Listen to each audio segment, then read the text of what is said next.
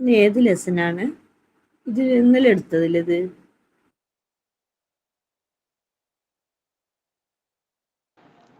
ഇത് ഇന്നലെ തന്നെ ബാക്കിയാണല്ലോ. പിന്നെ ഇന്നലത്തെ എടുത്ത് കാണിച്ചിട്ടിരിക്കുന്നു. ഇത് എന്ന് ഏത് ടീച്ചർ? ഇന്നിപ്പോ ഇംഗ്ലീഷ് അല്ലേ സബ്ജക്ട്? ഞാൻ ടൈം ടേബിൾ നോക്കിയിട്ടില്ല. ഇംഗ്ലീഷ് ആണോ? കൊടുത്തേക്കുന്ന ഇംഗ്ലീഷ് ആണ് കൊടുത്തേക്കുന്ന അശ്വതി ടീച്ചർ. അശ്വതി ടീച്ചർ ഇംഗ്ലീഷിനാണ് കൊടുത്തേക്കുന്നത്. അപ്പം രണ്ടെണ്ണം ഇല്ലേ? അതാണ് ഇന്ന് ഓപ്പൺ ആക്കിയപ്പോ അത് അവിടെ കിടക്കുകയായിരിക്കും.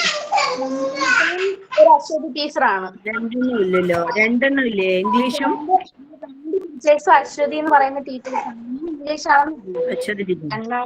ഒന്നിതായിരിക്കും. Hello, good afternoon. Good afternoon, teacher. Good afternoon, ma'am.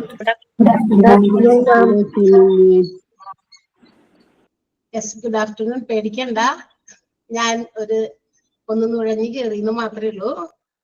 അതായത് ടീച്ചറിന് ഒരു ചെറിയൊരു അഡ്ജസ്റ്റ്മെന്റിന് വേണ്ടിയിട്ട് ഒരു ക്ലാസ് നമുക്കൊന്ന് ഒരു ചെറിയ ഒരു എന്താ പറയാ ഒന്ന് അങ്ങോട്ടും ഇങ്ങോട്ടും ടൈം ടേബിൾ ചെറിയ ഇന്നത്തേക്ക് വേണ്ടി മാത്രമായിട്ട് നിങ്ങൾക്ക് തന്നിരിക്കുന്ന ടൈം ടേബിൾ അങ്ങനെ തന്നെയാണ്.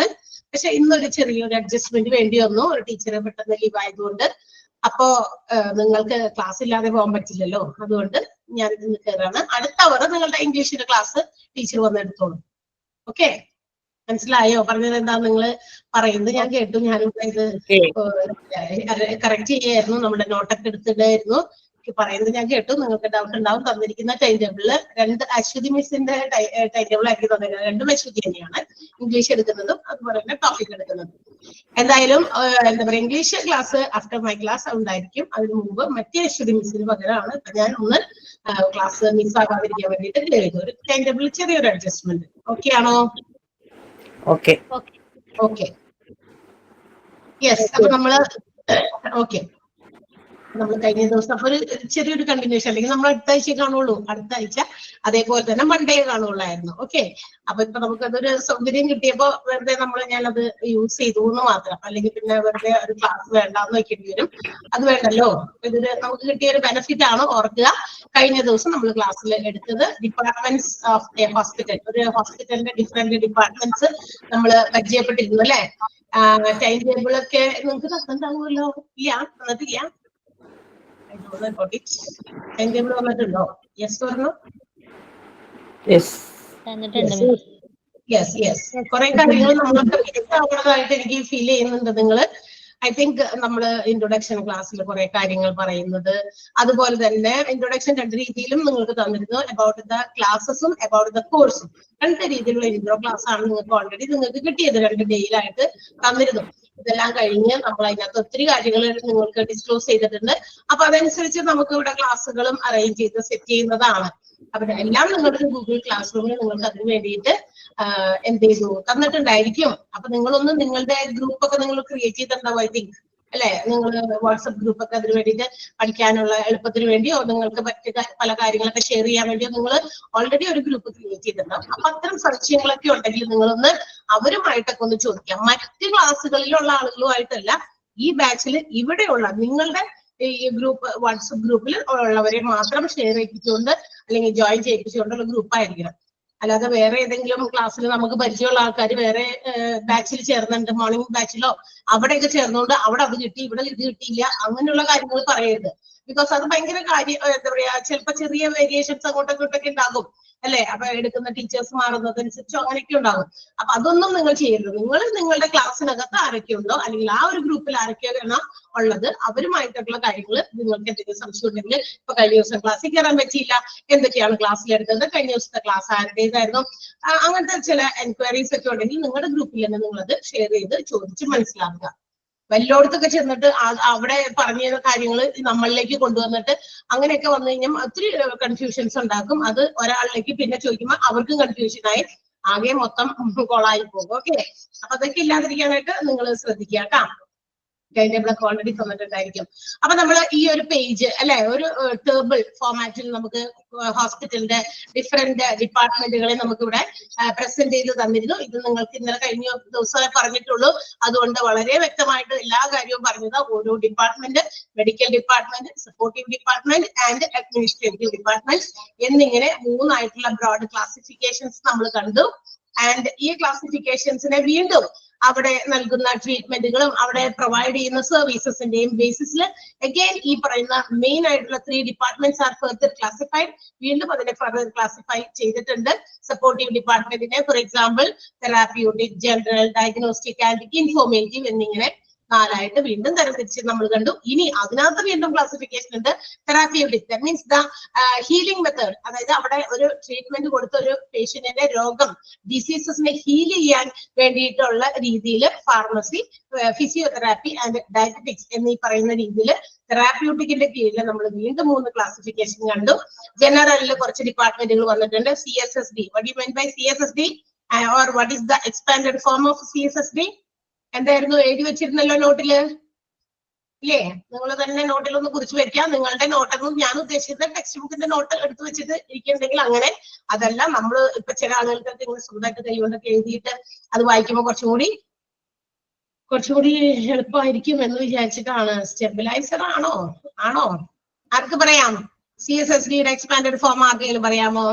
നോൾ മ്യൂട്ട് മാറ്റിട്ട്. Central department. That's very good. Central Sterile Supply Department. Okay. Central Sterile Supply Department ആണ്. Sterilizer അല്ല. Okay. ഒന്ന് സൗണ്ട് മ്യൂട്ട് ചെയ്യോ ശാലിനി? സൗണ്ട് മ്യൂട്ട് ചെയ്യാമോ ശാലിനി? ഓക്കെ, അപ്പൊ അതായിരുന്നു നമ്മളുടെ സെൻട്രൽ സ്റ്റെറൈൽ സപ്ലൈ ഡിപ്പാർട്ട്മെന്റ്. പിന്നെ എന്താ നമ്മുടെ ജനറൽ ഡിപ്പാർട്ട്മെന്റിൽ വരുന്നത് house keeping, maintenance, kitchen, laundry, security and also mortuary. പിന്നെ നമ്മൾ ടെസ്റ്റ് ചെയ്യുന്ന രീതി, അതായത് നമ്മൾ ഒരു ഹോസ്പിറ്റലിൽ ചെന്ന് കഴിയുമ്പോൾ ചില ട്രീറ്റ്മെന്റുകൾ കൊടുക്കുന്നതിന് മുമ്പ് the doctors or the specialist doctors have to investigate about the patients cause of disease. ആ രോഗത്തിന്റെ കാരണങ്ങൾ എന്താണെന്ന് ചിലപ്പോൾ മനസ്സിലാക്കിയെടുക്കേണ്ടി വരും. ആ മനസ്സിലാക്കിയെടുക്കുന്ന ഡയഗ്നോസ്റ്റിക് രീതി അതനുസരിച്ച് വീണ്ടും അതിനെ 2ആയി ക്ലാസിഫൈ ചെയ്തിട്ടുണ്ട്. That is laboratory and radiology. അത് തമ്മിലുള്ള വ്യത്യാസം എന്താണെന്ന് നമ്മൾ പറഞ്ഞു അല്ലെ. ലാബില്, അതായത് ലബോറട്ടറിയില് various body fluids are taken out from our body. നമ്മുടെ ശരീരത്തിൽ നിന്ന് ഏതെങ്കിലും തരത്തിലുള്ള ബോഡി ഫ്ലൂയിഡുകൾ എടുത്തതിന് ശേഷം അത് ലാബിൽ പുറത്തേക്ക് വെച്ചിട്ടാണ് ടെസ്റ്റ് ചെയ്യുക. റേഡിയോളജി എന്ന് പറയുന്നത് നമ്മളുടെ അകത്തേക്ക് ഇന്റേണൽ ഓർഗൻസിന്റെ ഒക്കെ ചില കാര്യങ്ങളൊക്കെ കണ്ടുപിടിക്കാൻ, രോഗങ്ങളുടെ കാരണങ്ങൾ കണ്ടുപിടിക്കാനോ രോഗം ഏതാണെന്ന് ഐഡന്റിഫൈ ചെയ്യാനോ ഒക്കെ വേണ്ടി അകത്തേക്ക് റേസ് കടത്തി വിടുന്നുണ്ട്. സ്കാനിങ്, എക്സ്റേസ്, ഇതൊക്കെ അതിന് ഉദാഹരണങ്ങളാണ് അല്ലെ, എക്സാമ്പിൾസ് ആണ്. So these are done in radiology department. ഇതൊക്കെ റേഡിയോളജി ഡിപ്പാർട്ട്മെന്റിലാണ് ചെയ്യുന്നത്. റേഡിയോളജിനെ കുറിച്ചൊക്കെ നല്ല ഒരു വലിയ ചാപ്റ്റർ, ലബോറട്ടറിയും അതുപോലെ തന്നെ ചാപ്റ്റർ തന്നെ വലുതായിട്ട് പഠിക്കാനുണ്ട്. അപ്പൊ അവിടെ നിങ്ങൾക്ക് വളരെ ഭംഗിയായിട്ട് അതൊക്കെ ക്ലാസ് വരുന്നതായിരിക്കും. ദെൻ വീണ്ടും ഇൻഫോർമേറ്റീവ് എന്ന് പറയുന്ന മറ്റൊരു ക്ലാസിഫിക്കേഷൻ സപ്പോർട്ടീവ് ഡിപ്പാർട്ട്മെന്റിൽ ഉണ്ടായിരുന്നു.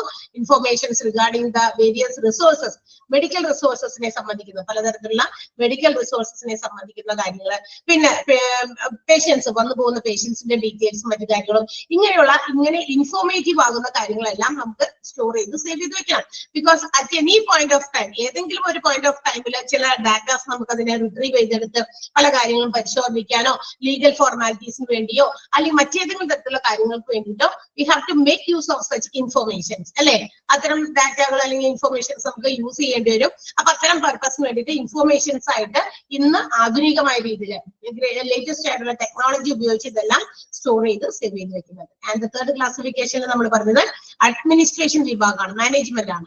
അത് മൊത്തത്തിലുള്ള അഡ്മിനിസ്ട്രേഷൻ ഉണ്ട്, ഫിനാൻസിനെ മാത്രം അഡ്മിനിസ്ട്രേറ്റ് ചെയ്യുന്നതുണ്ട്, and also the human resources. ഇതിനൊക്കെ അഡ്മിനിസ്ട്രേറ്റ് ചെയ്യുന്ന വിഭാഗമാണ് 3ാമത്തെ ക്ലാസിഫിക്കേഷനിൽ വരാം. And up to this much നിങ്ങൾ എല്ലാവരും മനസ്സിലാക്കി പഠിച്ചു എന്നൊക്കെയാണ് എന്റെ വിശ്വാസം. ഇനി before entering to the next part of our lesson, നമ്മുടെ ചാപ്റ്ററിന്റെ അടുത്ത ഭാഗത്തേക്ക് നമ്മൾ പോകുകയാണ്. അതിന് മുമ്പ് ഒരു വാചകം പറഞ്ഞു കേട്ടോ.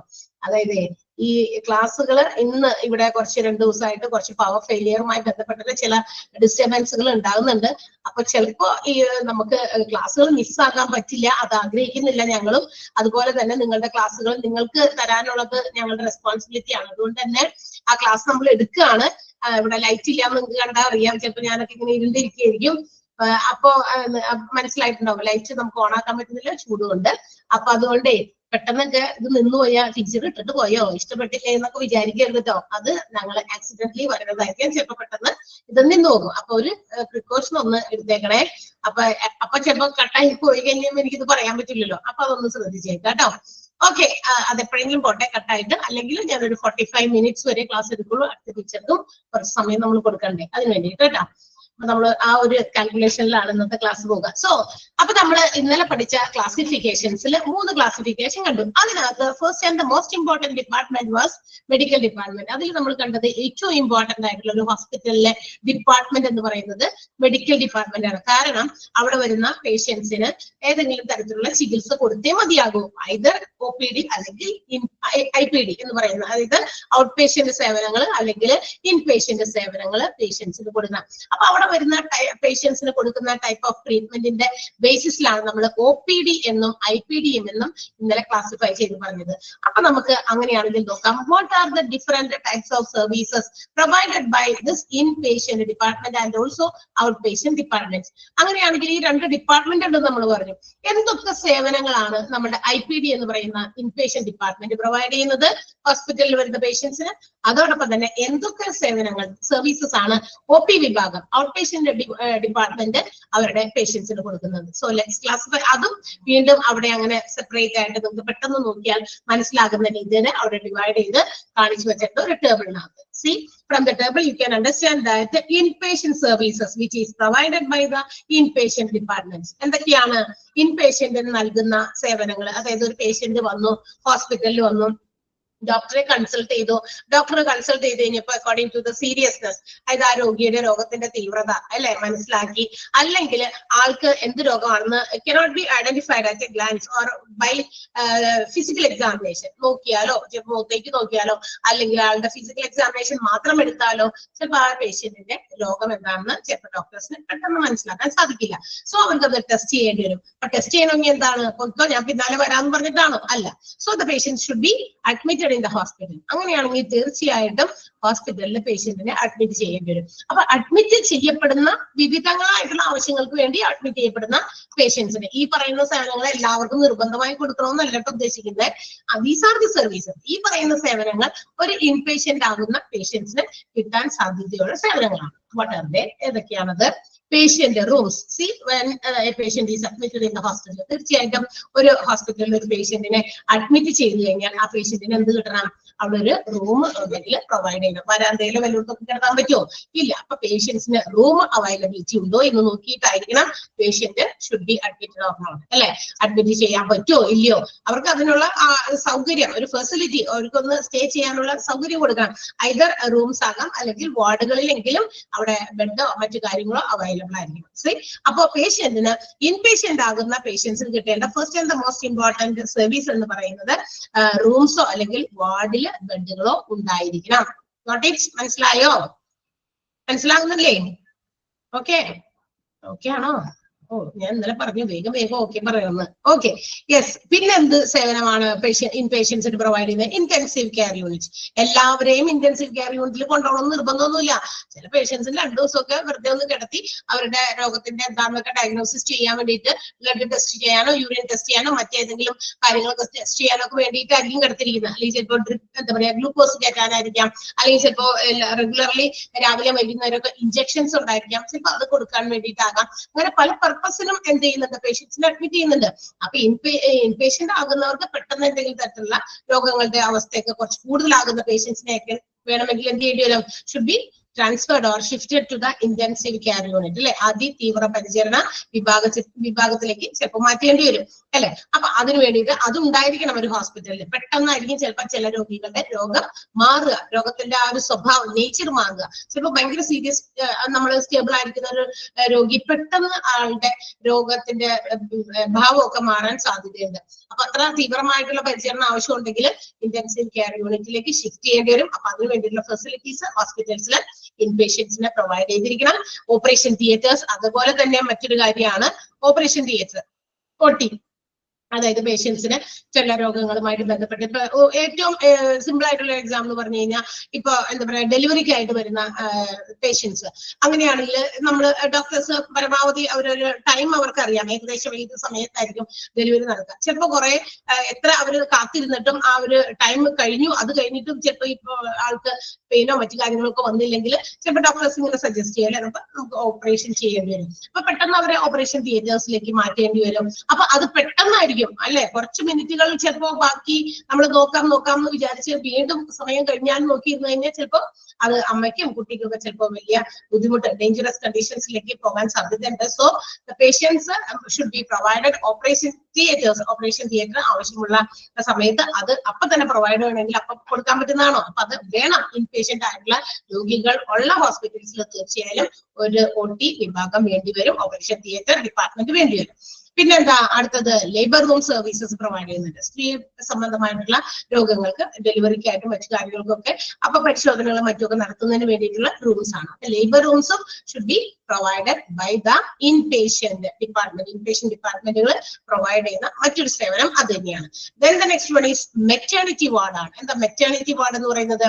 ആഫ്റ്റർ ചൈൽഡ് ബർത്ത്, അതായത് നമുക്കറിയാം പ്രസവമൊക്കെ കഴിഞ്ഞ് പ്രസവാനന്തരം 1 ദിവസമോ 2 ദിവസമോ ഒക്കെ ചിലപ്പോൾ നമുക്ക് അവിടെ സ്റ്റേ ചെയ്യേണ്ടി വരും അല്ലെ ഹോസ്പിറ്റൽസിൽ. കാരണം അപ്പൊ തന്നെ എഴുന്നേറ്റ് പോകോളാൻ പറയോ? അമ്മയും കുഞ്ഞുകൂടി ഇല്ല. അപ്പൊ 1-2 ദിവസമൊക്കെ എല്ലാ കാര്യങ്ങളും സ്റ്റേബിൾ ആക്കാൻ, അപ്പൊ ഇത് പ്രസവിച്ച വുമന്റെ ബോഡി കണ്ടീഷൻസും അവരുടെ മറ്റു കാര്യങ്ങളും ഒക്കെ റെഗുലറായോ, യൂറിൻ പാസ് ചെയ്യുന്നതും മറ്റു കാര്യങ്ങളും ഒക്കെ റെഗുലറായോ, കുട്ടി സ്റ്റേബിൾ ആയോ, എല്ലാം ഓക്കെ ആയോ, അതായത് ജനിച്ചു വീഴുന്ന കുട്ടിക്ക് നമ്മുടെ പുറത്തുള്ള അറ്റ്മോസ്ഫിയറുമായിട്ടൊക്കെ ചിലപ്പോ ഇത് വരുമ്പോ എന്ത് ചെയ്യും, ചില കുഞ്ഞു അസുഖമൊക്കെ ഉണ്ടെങ്കിൽ തന്നെ അതൊക്കെ ഓക്കെ ആയോ, എല്ലാം ഒക്കെ ഓക്കെ ആക്കിയതിനു ശേഷം മാത്രം അതിന് വേണ്ടിയിട്ടാണ് 1-2 ദിവസം അവിടെ കരുതുന്നത്, അതിനുശേഷം ആക്കി വിടുക. സോ ഇവർക്ക് ഒരു പ്രൈവസി ആവശ്യമുണ്ട് അല്ലെ, ഈ വിമൻ ആൻഡ് കുട്ടികൾക്കും കുഞ്ഞിനൊക്കെ ഫീഡ് ചെയ്യാനൊക്കെ കുറച്ച് പ്രൈവസി ആവശ്യമുള്ള ഒരു സ്ഥലമാണ്. അതിനു വേണ്ടിയിട്ടാണ് സെപ്പറേറ്റ്ലി ഹോസ്പിറ്റൽസിലെ മെറ്റേണിറ്റി വാർഡ്സും പ്രൊവൈഡ് ചെയ്താൽ വളരെ നല്ലതായിരിക്കും.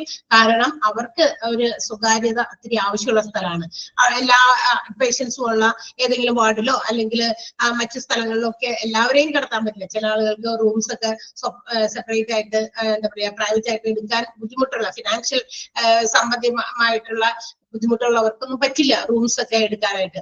അപ്പൊ അങ്ങനെയുള്ളവർക്കൊക്കെ വേണ്ടിയിട്ട് കുറച്ച് അധികം പേരുണ്ടെങ്കിലും ഒരു 5-10 ബെഡ് ഉണ്ടെങ്കിലും കുഴപ്പമില്ല. മെറ്റേണിറ്റി വാർഡ്സിലായാലും നമുക്ക് കുഴപ്പമില്ല. പ്രസവാനന്തരം പ്രസവത്തിന് ശേഷം എന്താ പറയാ കിടത്തുന്ന വാർഡാണ് maternity ward.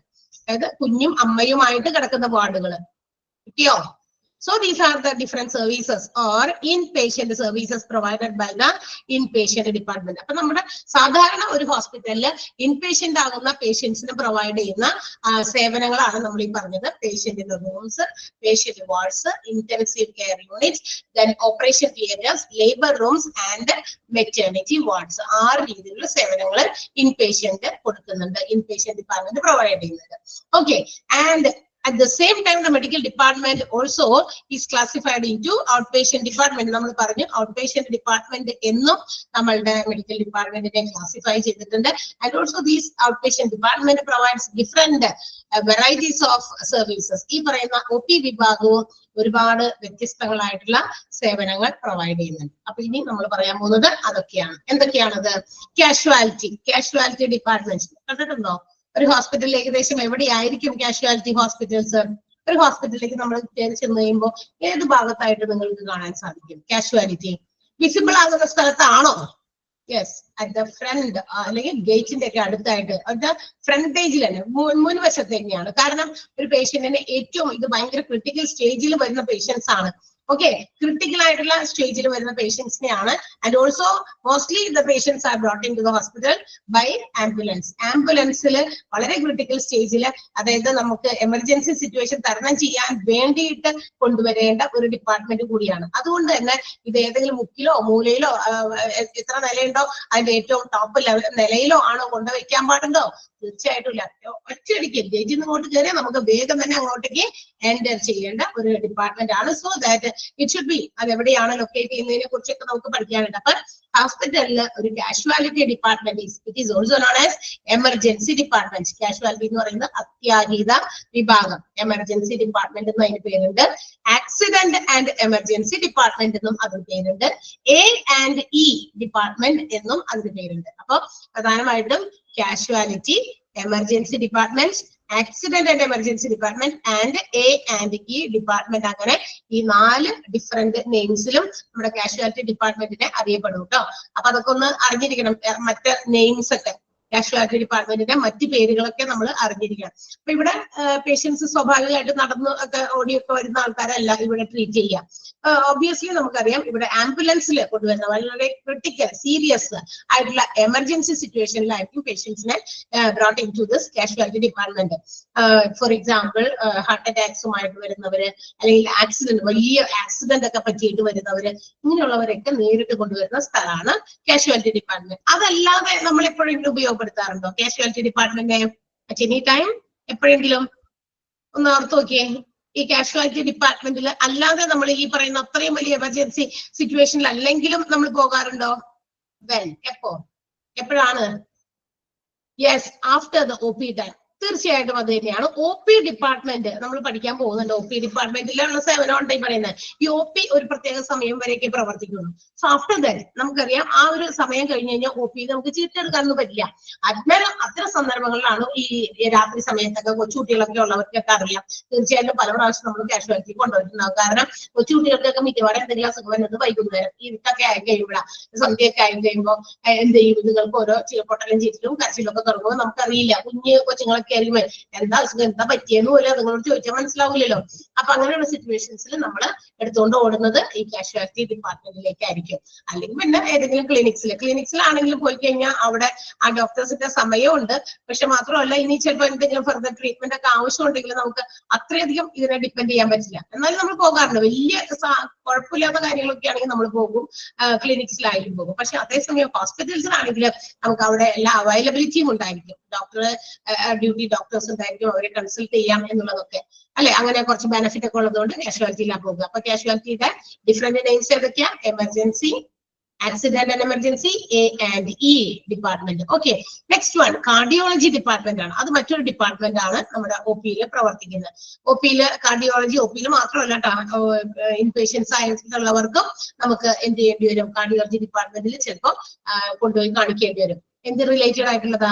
Medicine which is dealing with the study or treatment of heart problems, blood circulation, ഇതിനൊക്കെ വേണ്ടിയിട്ടുള്ള ഡിപ്പാർട്ട്മെന്റ് ആണ് കാർഡിയോളജി അല്ലെ. ഹാർട്ട് പ്രോബ്ലംസ്, ഇന്ന് ഏറ്റവും കൂടുതൽ ആളുകൾക്ക് വരുന്ന രോഗങ്ങൾ ഹാർട്ട് സംബന്ധമായിട്ടുള്ള ഡിസീസസ് ആണ് അല്ലെ. അപ്പൊ ഹാർട്ട് ഡിസീസസിന് വേണ്ടിയിട്ടുള്ള ഒരു ഡിപ്പാർട്ട്മെന്റ് ആണ്. ഹാർട്ട് എന്ന് വേണമെങ്കിൽ അവിടെ ഒരു ഹൈഫനട്ട് നിങ്ങൾ നോട്ടിൽ തന്നെ വേണമെങ്കിൽ ഒന്ന് കുറിച്ച് വെച്ചോ. അറിയില്ലാത്തവർ മാത്രം എഴുതിയാൽ മതി, എനിക്ക് നിർബന്ധമില്ല. നിങ്ങൾക്ക് എങ്ങനെ വായിക്ക് പോകും കാർഡിയോളജി അറിയാം. കാരണം ഇതിന്റെ എക്സ്പ്ലനേഷൻ വേറെ താഴെ നമ്മൾ ഇഷ്ടംപോലെ പഠിക്കുന്നുണ്ട്. അതുകൊണ്ട് നിങ്ങൾക്ക് യാതൊരു നിർബന്ധവും കേട്ടോ. നിങ്ങൾക്ക് സ്വന്തം എന്ന് ആലോചിക്കുക, പിന്നീട് ഞാൻ നോക്കിയാൽ എനിക്കത് ഓർമ്മ വരുമോ എന്ന് ആലോചിച്ചിട്ട് നിങ്ങൾ എഴുതിയാൽ മതി. നെക്സ്റ്റ് വൺ ഡെർമറ്റോളജി ഡിപ്പാർട്ട്മെന്റ് ആണ്. എന്താ ഡെർമറ്റോളജി ഡിപ്പാർട്ട്മെന്റ് എന്ന് പറയുന്നത്? Yes, the treatment for the diseases of skin അല്ലെ. സ്കിൻ എന്ന് നമ്മൾ പറയും. അതായത് നമ്മുടെ ത്വക്ക് സംബന്ധമായിട്ടുള്ള രോഗങ്ങൾക്ക് വേണ്ടിയിട്ട് നമ്മൾ പോകുന്ന ഡിപ്പാർട്ട്മെന്റ് ആണ് അല്ലെ. പക്ഷേ nowadays dermatology department എന്ന് പറയുന്നത് it provides A wide varieties of treatments. ഈ സ്കിന്നിന് വരുന്ന രോഗങ്ങൾ മാത്രമല്ല ഇന്ന് ഡെർമറ്റോളജി ഡിപ്പാർട്ട്മെന്റ് കൈകാര്യം ചെയ്യുന്നത്. ഒരുപാട് മറ്റ് രോഗങ്ങളും നമ്മുടെ ഡെർമറ്റോളജി കെയർ കൊടുക്കുന്നുണ്ട്, അല്ലെങ്കിൽ ട്രീറ്റ്മെന്റ് കൊടുക്കുന്നുണ്ട്. ഫോർ എക്സാമ്പിൾ നെയിൽ സംബന്ധമായ രോഗങ്ങൾ, നമ്മുടെ നഖവുമായിട്ട് ബന്ധപ്പെട്ടിട്ടുള്ള രോഗങ്ങൾ, ചിലർക്കൊക്കെ നഖ സംബന്ധമായിട്ടുള്ള രോഗങ്ങളൊക്കെ വരും. ഹെയർ പ്രോബ്ലംസ് അല്ലെ, ഹെയർ ഫോൾ ആയിരിക്കാം, ഹെയർ ലോസ് ആയിരിക്കാം. ചിലപ്പോൾ ഈ പറയുന്ന പോലെ ആവശ്യമില്ലാത്ത സ്ഥലത്തൊക്കെ നമ്മൾ അൺവാണ്ടഡ് ഹെയർ അല്ലെ. പിന്നെ ഏജിങ് പ്രോബ്ലംസ്, ഇന്ന് അതിനൊക്കെ സൊല്യൂഷൻസ് നമ്മുടെ ഡെർമറ്റോളജി ഡിപ്പാർട്ട്മെന്റ് ഉണ്ട് അല്ലെ. പ്രായാധിക്യം വരുമ്പോൾ നമ്മുടെ സ്കിന്നിനകത്ത് ഉണ്ടാകുന്ന റിംഗ്ലിംഗ് അല്ലെ, ചുളിവുകള്, ഇതൊക്കെ മാറ്റി കൊടുക്കുന്നതും ഒക്കെ ഇന്ന് ഒരു പരിധി വരെയൊക്കെ നമ്മുടെ ഡെർമറ്റോളജിയിൽ അതിനുള്ള ട്രീറ്റ്മെന്റ് ഒക്കെ ഇന്ന് വളരെ വിശാലമായിട്ട് നടക്കുന്നുണ്ട്. കോസ്മെറ്റിക് പ്രോബ്ലംസ്, നമ്മളുടെ എന്താ പറയാ, നമ്മൾ പലതരത്തിലുള്ള ക്രീംസോ അല്ലെങ്കിൽ മറ്റേതെങ്കിലും സാധനങ്ങളൊക്കെ എപ്പോഴെപ്പോഴും ഇങ്ങനെ തേച്ചുകൊണ്ട് നടക്കുമ്പോൾ അതിനുണ്ടാകുന്ന സ്കിൻ എന്ന് പറയുന്നത് നമുക്ക് മാത്രമല്ല ഫേസിലെ സ്കിൻ എന്ന് പറയുന്നത് ഭയങ്കര സെൻസിറ്റീവ് ആണ്. അപ്പൊ ഇതൊക്കെ ഇങ്ങനെ കുറെ മാറി ഒക്കെ യൂസ് ചെയ്യുമ്പോൾ നമ്മുടെ സ്കിൻ എന്ത് ചെയ്യും, മുഖത്തെ സ്കിന്നൊക്കെ വളരെയധികം ഡാമേജ് വരും, പാടുകൾ വരാം അല്ലെ. അപ്പൊ അങ്ങനെയൊക്കെ വരുന്നതൊക്കെ ചികിത്സിക്കുന്നുണ്ട് dermatology. And also venereal diseases, ഇത് ലൈംഗികപരമായിട്ട് സെക്ഷൽ ആയിട്ടുള്ള ആ ഒരു ഇതിനകത്തുണ്ടാകുന്ന ചില ഇൻഫെക്ഷൻസും മറ്റുമൊക്കെ, അതും പോലും ഇന്ന് ഡെർമറ്റോളജി ട്രീറ്റ് ചെയ്യുന്നുണ്ട്. അതൊക്കെ നിങ്ങൾ വഴിയെ പഠിക്കും. സോ ഡെർമറ്റോളജി ഡിപ്പാർട്ട്മെന്റ് ഏകദേശം ഒരു ഐഡിയ കിട്ടിയല്ലോ. Skin, hair nail problems. ഇത്രയെങ്കിലും ഓർത്തിരിക്കുക. അതിന് കൂടുതൽ ബാക്കി വിശേഷം നമ്മൾ അത് പഠിക്കുമ്പോൾ ഡിപ്പാർട്ട്മെന്റ് പഠിക്കുമ്പോൾ പഠിക്കും. Okay, next one ear nose throat. എന്താ നമ്മൾ പറയുന്നത്? ഓമന പേര് ENT ഡിപ്പാർട്ട്മെന്റ് എന്നാണ് അല്ലെ. ഒരുവിധം എല്ലാ ആളുകളും ഏകദേശം ഒരു പ്രാവശ്യമെങ്കിലും പോയിരിക്കുന്ന ഒരു ഡിപ്പാർട്ട്മെന്റ് തന്നെയാണ് ENT എന്ന് പറയുന്നത്. എല്ലാ ഡിപ്പാർട്ട്മെന്റുകളിലും നമ്മളെല്ലാവരും പോയി നമ്മൾ എക്സ്പീരിയൻസ് ചെയ്തിട്ടില്ല. പക്ഷെ എങ്കിലും നമുക്കറിയാം ENT-യിൽ എന്തായാലും പോയിട്ടുണ്ടായിരിക്കും. ചെവി സംബന്ധമായിട്ടുള്ള ചില കാര്യങ്ങൾക്കായിരിക്കാം. ഇപ്പൊ നമ്മുടെ മൂക്ക് അല്ലെങ്കിൽ തൊണ്ട ആയിട്ട് ബന്ധപ്പെട്ടിട്ടുള്ള ഇപ്പൊ സൗണ്ട് ഒക്കെ ഇല്ലാതാവുമ്പോൾ ചിലപ്പോൾ ചിലർ നേരിട്ട് ENT-യിൽ പോകും. സൗണ്ട് വോയിസിനകത്ത് എന്തെങ്കിലുമൊക്കെ എന്താ പറയാ ചില മാറ്റങ്ങളൊക്കെ വന്നു കഴിഞ്ഞാൽ ചില ആളുകളുടെ വോയിസുകൾ ക്ലിയർ ചെയ്യാനാകാം. ഒത്തിരി ട്രീറ്റ്മെന്റ് ENT-യിൽ പ്രൊവൈഡ് ചെയ്യുന്നുണ്ട്. നമുക്ക് പഠിക്കാനുള്ളത് തന്നെയാണ്. ENT ഡിപ്പാർട്ട്മെന്റ് ഏതാണെന്ന് മനസ്സിലായല്ലോ. Problems which is relating to our ear nose and throat അല്ലെ. ഇതുപോലെയുള്ള ഡിസീസസ് ഇവിടെയൊക്കെ ഈ ഭാഗങ്ങളിലൊക്കെ ഉണ്ടാകുന്ന ഡിസീസസിനെ ക്യൂർ ചെയ്യുക, അതിനുള്ള എയിൽമെന്റ് കൊടുക്കുക എന്നുള്ളതാണ് ഈ ഒരു ഡിപ്പാർട്ട്മെന്റിന്റെ responsibility. And the next one is geriatrics. എന്താ ജെറിയാട്രിക്സ് എന്ന് പറഞ്ഞാൽ? Have you heard about it? Geriatrics എന്ന് പറയുന്ന ഒരു ഡിപ്പാർട്ട്മെന്റ് പരിചയമുണ്ടോ? എനിവൺ? ആർക്കെങ്കിലും അറിവുണ്ടെങ്കിൽ പറയാം. അതെ, വയസ്സായവർക്ക് ഉള്ളത്. Okay, very good. അത് തന്നെ, അതായത് എൽഡർലി പീപ്പിൾസിന് വേണ്ടിയിട്ടാണ്. എൽഡർലി പീപ്പിൾസിന് ഉണ്ടാകുന്ന വൈഡ് വെറൈറ്റീസ് ഓഫ് ഡിസീസസ് എന്താണെന്ന് മനസ്സിലാക്കി അതിനെ കുറിച്ച് പഠനങ്ങൾ നടത്തി അതിൽ സ്പെഷ്യലൈസ്ഡ് ആയിട്ടുള്ള ഡോക്ടേഴ്സ് ആണ് ഈ ഒരു വിഭാഗം കൈകാര്യം ചെയ്യുക, ജെറിയാട്രിക്സ് വിഭാഗം. എന്ന് വെച്ചാൽ നമുക്കറിയാം ഒരു പ്രായം കഴിഞ്ഞ് കഴിയുമ്പോൾ ഒരു 10, 65, 70 വയസ്സ് ഒക്കെ ആയി കഴിയുമ്പോഴേക്കും നമുക്കറിയാം ഒരുപാട് പല രോഗങ്ങൾ നമ്മൾ അറിഞ്ഞുകൊണ്ടല്ല, നമ്മൾ അറിഞ്ഞുകൊണ്ട് വരുത്തി തീർക്കുന്നതുമല്ല, നമുക്കറിയാതെ തന്നെ നമ്മളിലേക്ക് കഴിഞ്ഞുകൂടും. കാരണം ഇതൊരു മെഷീനറി ആണല്ലോ ഈ ഫംഗ്ഷൻ ചെയ്യുന്നത്. മനുഷ്യ ഹ്യൂമൻ ബോഡി എന്ന് പറയുന്നത് ഇറ്റ്സ് ലൈക്ക് എ മെഷീൻ. അപ്പൊ ഇതിങ്ങനെ കണ്ടിന്യൂസ് ആയിട്ട് ഇത്ര വർഷങ്ങളായിട്ട് ഇങ്ങനെ ഓപ്പറേറ്റ് ചെയ്തുകൊണ്ടിരിക്കുമ്പോൾ തീർച്ചയായിട്ടും ഒരു പോയിന്റ് ഓഫ് എക്സ്പയറി അല്ലെങ്കിൽ ഒരു എന്താ പറയുക എസ്റ്റിമേറ്റഡ് ഒരു പീരീഡ് ഉണ്ട് ഇതിന്, ഈ ഒരു ഫംഗ്ഷൻ ചെയ്യുന്ന ഈ ഒരു മെഷീന്. ആ ഒരു പീരീഡിന് ശേഷം പിന്നെ അതിന്റെ ആ പ്രവർത്തനങ്ങളൊക്കെ പതുക്കെ ഒന്ന് കുറഞ്ഞു വരും. തുടക്കമുണ്ടായിരുന്ന ആ ഒരു എനർജി യൗവന കാലത്തിലും അല്ലെങ്കിൽ യൂത്ത് കാലത്തിലും ഒക്കെ നമുക്കുണ്ടായിരുന്ന എനർജിയും സ്മാർട്ട്നെസ്സും ഒന്നും ആ പറയുന്ന ഏജിൽ ചിലപ്പോൾ ഉണ്ടായി വരില്ല. അതുപോലെയൊക്കെ ആവാനൊക്കെ ശ്രമിക്കാനൊക്കെ നടന്നു കഴിഞ്ഞാൽ ചിലപ്പോൾ നമ്മൾ പലയിടത്തും വീണൊക്കെ പോകും അല്ലെ. അന്നൊക്കെ ഞാൻ എത്ര ഓട്ടക്കാരനായിരുന്നു, എല്ലാം ഓടിയിട്ടുണ്ട്, അല്ലെങ്കിൽ ഞാൻ ഇന്ന കാര്യങ്ങളൊക്കെ വളരെ കാര്യമായിട്ട് ചെയ്തിട്ടുണ്ട് എന്നൊക്കെ പറഞ്ഞിട്ട് ആ ഒരു ഏജിൽ നമ്മൾ അങ്ങനെയൊക്കെ ചെയ്യാൻ പോയാൽ ചിലപ്പോൾ എന്ത് ചെയ്യും, എവിടെയെങ്കിലൊക്കെ പിടിക്കും അല്ലെ, അങ്ങനെ മസിൽ പിടിക്കുക ഒക്കെ വരും. അപ്പൊ നമുക്ക് വലിയ ട്രീറ്റ്മെന്റ് ആവശ്യം വരും. അപ്പൊ ഇങ്ങനെയുള്ള ആളുകൾക്ക് ഉണ്ടാകാവുന്ന റുട്ടീൻ ആയിട്ടുള്ള ചില അസുഖങ്ങളുണ്ട്. അപ്പൊ അസുഖങ്ങളുടെ പേരൊക്കെ നമുക്ക് പഠിക്കാനുള്ളതാണ്. അപ്പൊ അങ്ങനെയുള്ള കാര്യങ്ങളൊക്കെ വരികയാണെങ്കിൽ അവർക്ക് സ്പെഷ്യൽ ക്വാളിറ്റി ട്രീറ്റ്മെന്റ് കൊടുക്കുക, എൽഡർലി പീപ്പിളിന് ക്വാളിറ്റി ട്രീറ്റ്മെന്റ് പ്രൊവൈഡ് ചെയ്യുക എന്നുള്ള ഉദ്ദേശത്തിലാണ് ഇത്തരം കാര്യങ്ങൾ എന്ത് ചെയ്യുന്നത്, കോൺസെൻട്രേറ്റ് ചെയ്ത് കുറെ ആൾക്കാർ പഠിക്കുന്നത്, കുറെ ഡോക്ടേഴ്സ്. അങ്ങനെ അത് സ്പെഷ്യലൈസ്ഡ് ആയിട്ടുള്ള ഡോക്ടേഴ്സ് ആണ് ജെറിയാട്രിക്സ് വിഭാഗം അല്ലെങ്കിൽ ആ ഒരു ഡിപ്പാർട്ട്മെന്റ് ഹാൻഡിൽ ചെയ്യുക. അപ്പൊ geriatrics is the department മെന്റ് for the treatment and diagnosis and also prevention of many diseases which is due to the elderly people അല്ലെ. കുറെ ആളുകൾക്ക് വയസ്സായ ആളുകൾക്ക് ഉണ്ടാകാവുന്ന പല രോഗകാരണങ്ങൾക്കും വേണ്ടിയിട്ട് ഉള്ള ഒരു ഡിപ്പാർട്ട്മെന്റ് ആണ് ജെറിയാട്രിക്സ് എന്ന് പറയുന്നത്. ക്ലിയർ ആണോ? ക്ലിയർ ആയല്ലോ? ഇടയ്ക്കിടയ്ക്ക് ക്ലിയർ ആയി നോക്കുന്നത് നിങ്ങൾ ഉറങ്ങില്ല എന്ന് ബോധ്യപ്പെടുത്താൻ വേണ്ടിയിട്ടാ ആണോ? Yes. The next one is gastroenterology. Gastroenterology എന്ന് പറയുന്ന ഡിപ്പാർട്ട്മെന്റ് ആണ് അടുത്തത്. എന്തായിരിക്കും? ഗ്യാസ് അതിന്റെ ആ ഒരു ചെറിയ ആ ഒരു ഭാഗം നമുക്ക് എടുത്തു കഴിഞ്ഞാൽ നമുക്കറിയാം ഗ്യാസ് പ്രോബ്ലംസ് കൊണ്ടുണ്ടാകുന്ന നമ്മുടെ അബ്ഡോമിനൽ ഡിസീസസ് ആണ്, നമ്മുടെ സ്റ്റൊമക് റിലേറ്റഡ് ആയിട്ടുള്ള ഡിസീസസിന് വേണ്ടിയിട്ടുള്ള ഒരു ഡിപ്പാർട്ട്മെന്റ് ആണ്. നമുക്കറിയാം ചില ആളുകൾ പറയില്ലേ വയറിന്റെ അസുഖങ്ങളാണ് മറ്റ് അസുഖങ്ങളുടെ ലക്ഷണം പോലെയൊക്കെ ഇങ്ങനെ പുറമേക്ക് വരിക. ചിലർക്ക് പനി നിൽക്കാതെ വരിക, ചിലപ്പോൾ തലവേദന നിൽക്കാതെ വരിക, ഗ്യാസ് ഫോം ചെയ്തിട്ടാണ്. അപ്പൊ ഭക്ഷണമൊക്കെ നല്ല നേരത്തിനൊക്കെ ഫുഡൊക്കെ കഴിച്ചു കഴിഞ്ഞാൽ ഈ പറയുന്ന കുറെ തലവേദനകളൊക്കെ നമുക്ക് ഒഴിവാക്കാൻ സാധിക്കും. ഇന്നത്തെ കാലത്ത് നമുക്ക് ഏറ്റവും എന്താ പറയാ ഒരു മടിയുള്ള കാര്യം നേരത്തിന് ഭക്ഷണം കഴിക്കുന്നില്ല അല്ലെ, അത് തോന്നിയ സമയത്തൊക്കെ കഴിക്കുക. അപ്പൊ അങ്ങനെയൊക്കെ വരുമ്പോൾ ഈ പറയുന്ന ഗ്യാസ് അസിഡിറ്റി ഒക്കെ ഫോം ചെയ്തിട്ട് ഉണ്ടാകാവുന്ന പല രോഗങ്ങളൊക്കെ ഉണ്ട്. അപ്പൊ അങ്ങനെയുള്ള സ്റ്റൊമക് റിലേറ്റഡ് ആയിട്ടുള്ള നമ്മുടെ ലാർജ് ഇൻറ്റെസ്റ്റൈൻ, സ്മോൾ ഇൻറ്റെസ്റ്റൈൻ, സ്റ്റൊമക് ഓക്കെ അങ്ങനെയുള്ള കാര്യം, ഗാൾ ബ്ലാഡർ, ഇത് പിത്താശയ സഞ്ചി, അതിനകത്തൊക്കെ ഉണ്ടാകുന്ന രോഗങ്ങൾക്കൊക്കെ വേണ്ടിയിട്ടുള്ള ഒരു ഡിപ്പാർട്ട്മെന്റ് ആണ് ഗ്യാസ്ട്രോഎൻട്രോളജി എന്ന് പറയുന്ന ഡിപ്പാർട്ട്മെന്റ്. സ്റ്റൊമക് റിലേറ്റഡ് ഡിസീസസ് വേണമെങ്കിൽ ഒരു ഹൈഫ്നെട്ട് മനസ്സിലാകാത്തവരല്ല, ഇനി മറന്നു പോകുന്നു വിചാരിക്കുന്നവര് ഒന്ന് എഴുതി വെച്ചേക്കാം കേട്ടാ. Stomach related diseases. Okay, next one general surgery ആണ്. ജനറൽ സർജറി എന്ന് പറയുമ്പോൾ ഒരു സർജിക്കൽ ഡിപ്പാർട്ട്മെന്റ് ആണത് അല്ലെ. സർജറി എന്ന് പറയുമ്പോൾ തന്നെ മനസ്സിലായല്ലോ, ഓപ്പറേഷന് വേണ്ടിയിട്ടുള്ള ഒരു ഡിപ്പാർട്ട്മെന്റ് കൂടിയാണ്. Which focuses on surgeries. തീർച്ചയായിട്ടും അത് സർജറിയുമായിട്ട് ഫോക്കസ് ചെയ്യുന്ന ഒരു ഡിപ്പാർട്ട്മെന്റ് ആണ്. ഈ സർജറി അത് കൂടുതൽ ഫോക്കസ് ചെയ്യുന്നത് നമ്മുടെ അലൈമെന്ററി കനാലാണ്. അലൈമെന്ററി കനാൽ അല്ലെങ്കിൽ അലിമെന്ററി കനാൽ എന്നൊക്കെ നമുക്ക് പറയാം.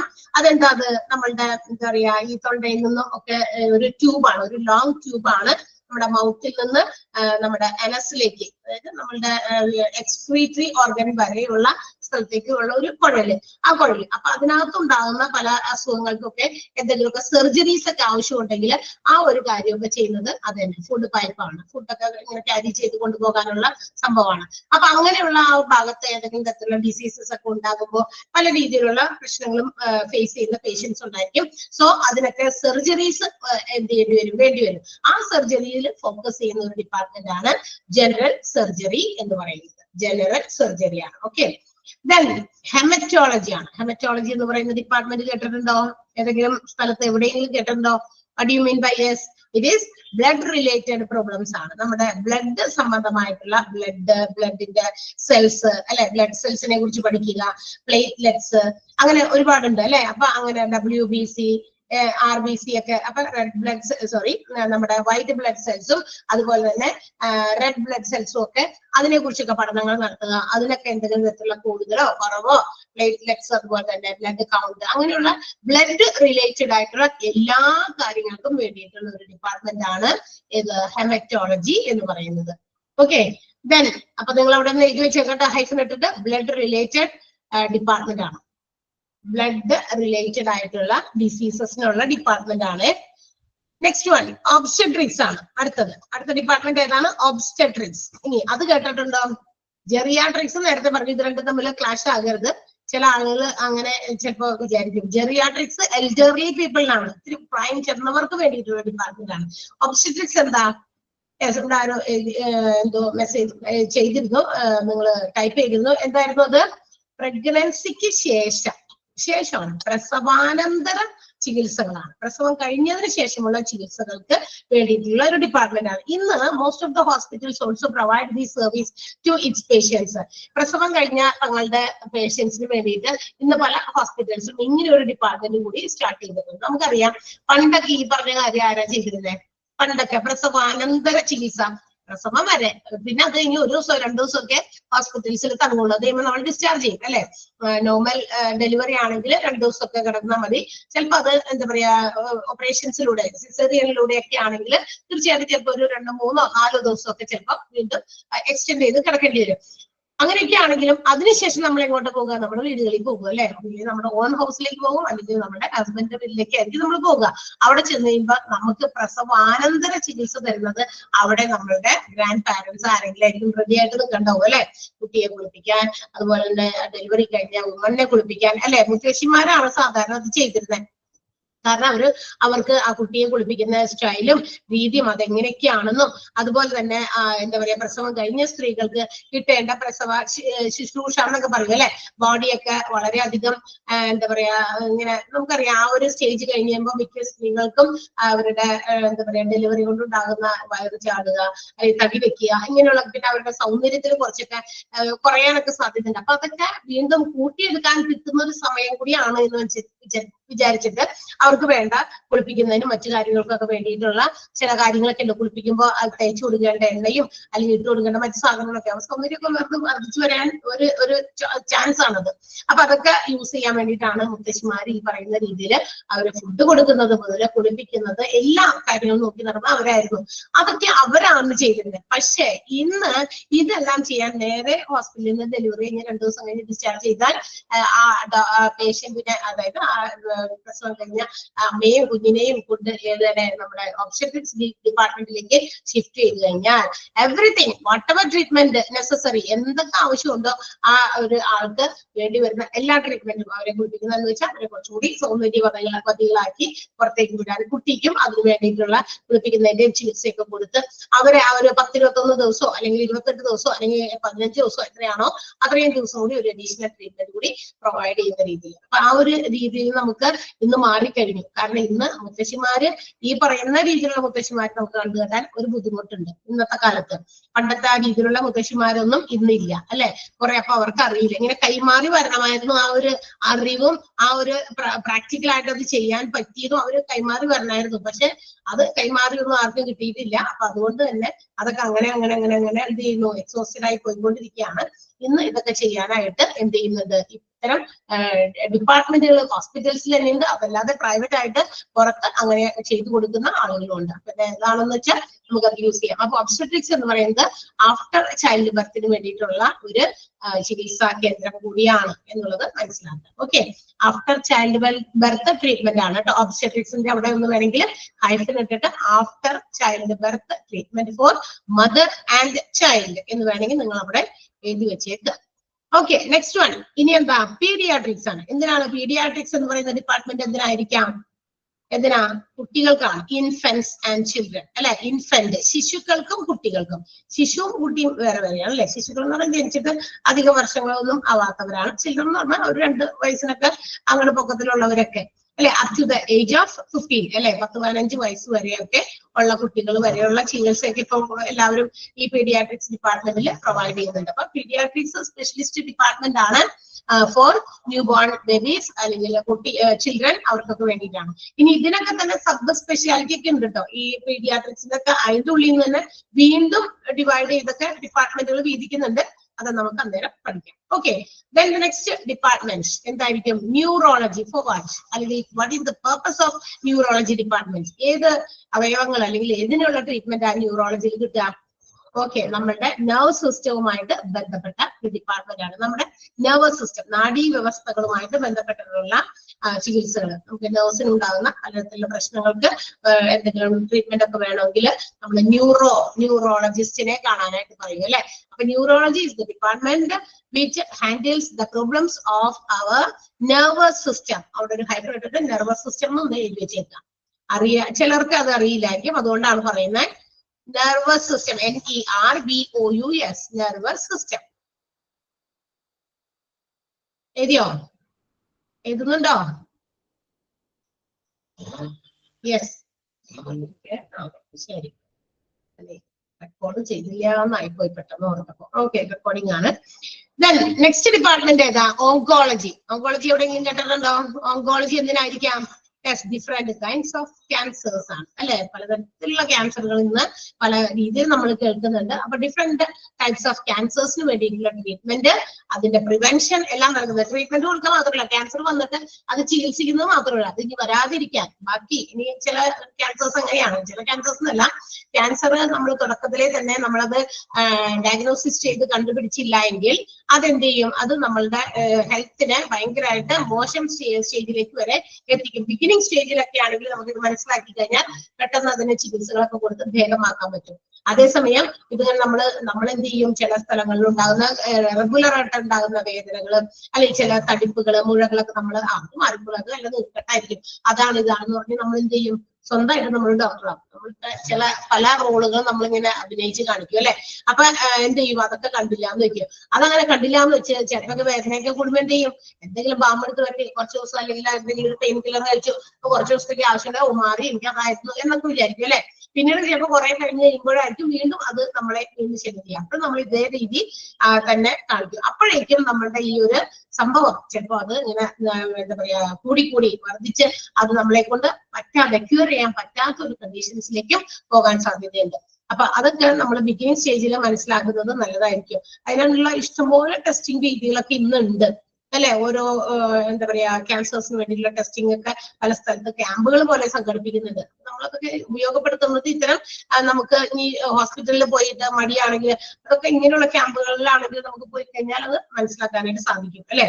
അപ്പൊ oncology is the department which treats the different treatment മാത്രമല്ല പ്രിവെൻഷൻ ഓഫ് ക്യാൻസേഴ്സ്. പലതരത്തിലുള്ള ക്യാൻസറുകളുടെ ട്രീറ്റ്മെന്റുകൾ, അത് പ്രിവെന്റ് ചെയ്യുന്നത്, അതിന് മെഡിസിൻസ് കൊടുക്കുന്നത് ഒക്കെയാണ് ഓങ്കോളജി ഡിപ്പാർട്ട്മെന്റിൽ ചെയ്യാം.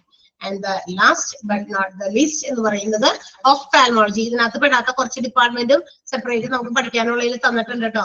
വെറുതെ ജസ്റ്റ് ഒരു ക്ലാസിഫിക്കേഷൻ. ഇൻ പേഷ്യന്റ് സർവീസ് എന്തൊക്കെയാണ് പ്രൊവൈഡ് ചെയ്യുന്നത്, അതുപോലെ ഔട്ട് പേഷ്യന്റ് സർവീസ് എന്തൊക്കെയാണ് പ്രൊവൈഡ് ചെയ്യുന്നത്, ജസ്റ്റ് ഒരു പെട്ടിയിൽ ഇങ്ങനെ കാണിച്ചിരിക്കുന്നു മാത്രം. എന്താ ophthalmology?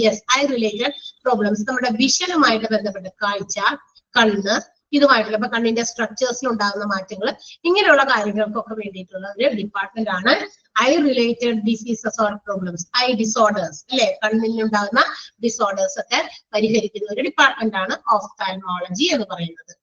Okay, so these are the different outpatient services provided by outpatient department. നമ്മുടെ outpatient department പ്രൊവൈഡ് ചെയ്യുന്ന വിവിധങ്ങളായിട്ടുള്ള കുറച്ച് സേവനങ്ങളാണ് നമ്മളിവിടെ കണ്ടത്. അപ്പൊ ഇൻപേഷ്യന്റ് ഡിപ്പാർട്ട്മെന്റ് ഇൻപേഷ്യന്റ് സേവനങ്ങൾ നൽകുന്നു, ഔട്ട്പേഷ്യന്റ് ഡിപ്പാർട്ട്മെന്റ് ഔട്ട്പേഷ്യന്റ് സേവനങ്ങൾ നൽകുന്നു.